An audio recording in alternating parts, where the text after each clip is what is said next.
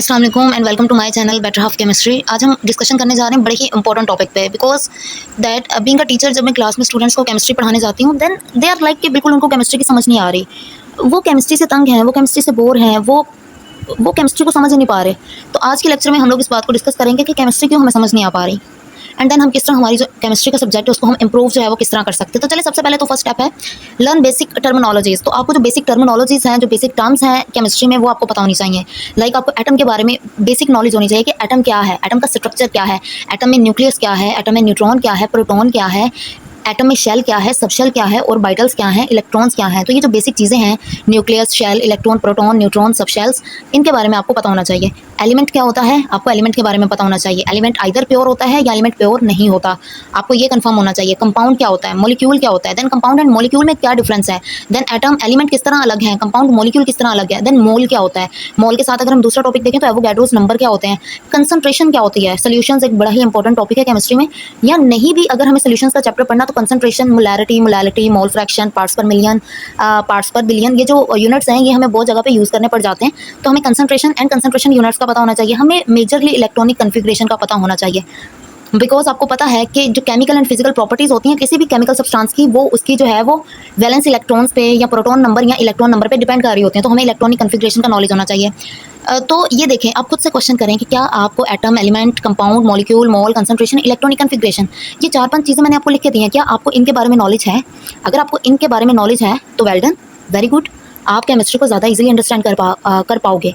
But अगर आपको इन्हीं बेसिक चीज़ों का नहीं पता तो बेटा you need to work on these things firstly. उसके बाद सेकंड अगर हम देखें तो basic maths to understand theories and laws. आपको पता है कि जो भी थ्योरीज होती हैं, लॉज होती हैं, लॉज होते हैं सॉरी, वो मोस्टली जो है वो मैथ्स की जो टर्म्स में जो है मैथ की लैंग्वेज में एक्सप्लेन किए हुए होते हैं।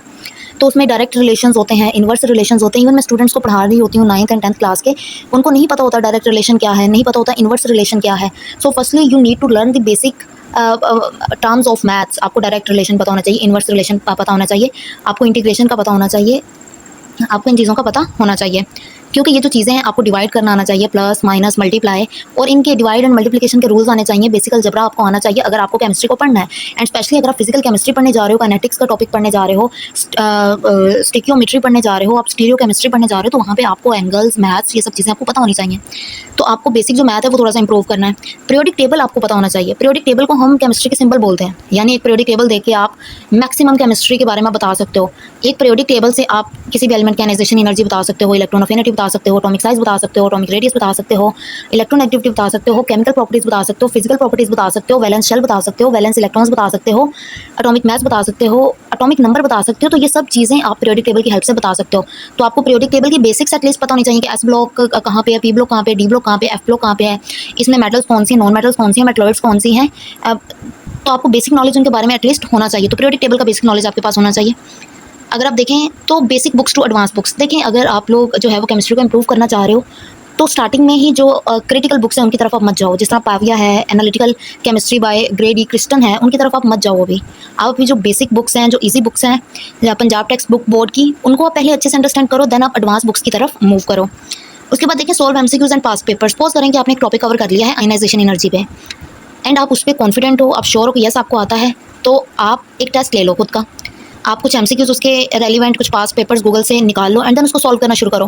देन अगर आप उन एमसीक्यूज को, पास पेपर्स को सॉल्व कर पा रहे हो, it's mean now your concept is clear and now you can be confident on your topic.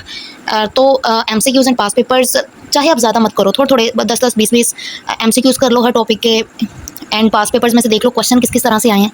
इस तरह आपकी ज़्यादा बेटर प्रिपरेशन होगी।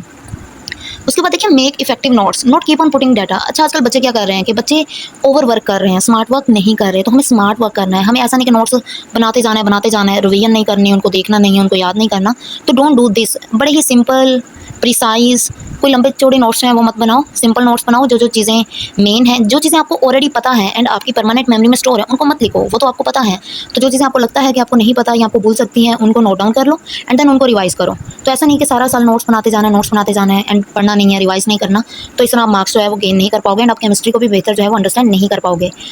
इस तरह क्यों है? देखें, आप आज एक बात आप पढ़ रहे हो केमिस्ट्री के रिलेटेड, आज आपने एक अलग एंगल से वो चीज़ समझी है। जब आप हफ्ते बाद वो नोट्स आप निकालोगे, दोबारा से वही कंसेप्ट जो है वो पढ़ोगे, तो मे भी इस बार आप उसको थोड़ा अलग तरीके से अंडरस्टैंड करो कि लास्ट टाइम जो पॉइंट आप मिस कर गए हो, माइट भी कि वो पॉइंट इस बार आपको समझ आए।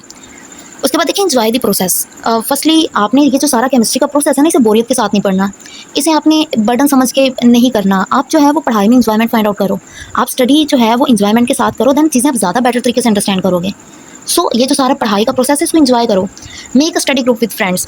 ये जो है वो थोड़ा आपको ऑकवर्ड लग सकता है, because most of the students, specially जो टॉपर्स होते हैं, इंटेलिजेंट स्टूडेंट्स हैं, वो नहीं इस चीज़ को पसंद करते कि वो ग्रुप स्टडी करें, बिकॉज उनको होता है कि नहीं नहीं हम तो अकेले ही पढ़ेंगे। But literally the best way to learn things is to learn with friends. Means आप अपना जो है वो स्टडी ग्रुप बनाओ एंड एक टॉपिक पकड़ो। लाइक आज आप जो है वो पीरियोडिक टेबल पे डिस्कशन करोगे, देन माइट बी कि आपके फ्रेंड्स को जो चीज़ें पता है वो आपको ना पता हो, एंड जब वो उन चीज़ों को एक्सप्लेन करेंगे देन आपकी जो नॉलेज में जो है वो इन्हांसमेंट होगी। सो आप अपने फ्रेंड्स के साथ बैठ के जो है वो किसी ना किसी टॉपिक पे ज़रूर डिस्कशन करो, उससे एक इफेक्टिव लर्निंग होगी एंड आप बोर भी नहीं होगे। And then the most important, इसमें आपको पता है मैंने स्टार भी किया हुआ है, this is the most important point in improving chemistry, कि जब आप केमिस्ट्री पढ़ रहे हो तो जब आप बेसिक से एडवांस पे जाओगे, या चलें बेसिक बुक्स भी पकड़ें तो आपको किसी पॉइंट की समझ नहीं आ रही, go to your senior and go to your teacher, उनके साथ बैठें, उनके साथ डिस्कशन करें, उनसे चीज़ें पूछें। Don't be hesitant to ask questions और ask queries to your teachers. Go and ask things to a person जिसे आप कंसीडर करते हो कि यस इस पर्सन के पास नॉलेज है, तो नेवर बी हेजिटेंट। तो दिस इज़ वेरी इंपॉर्टेंट। अगर किसी पर्सन के पास आपसे ज़्यादा नॉलेज है, किसी पर्सन को आपको लगता है कि आपसे ज़्यादा पता है, go and do a discussion on that topic with that person. तो अपने टीचर से हेल्प आउट जो है वो आप हेल्प लें उनसे, अपने सीनियर से लें, अपने फ्रेंड से लें। In this way you will improve your chemistry. Thank you, आज के लिए इतना ही। अल्लाह हाफिज़।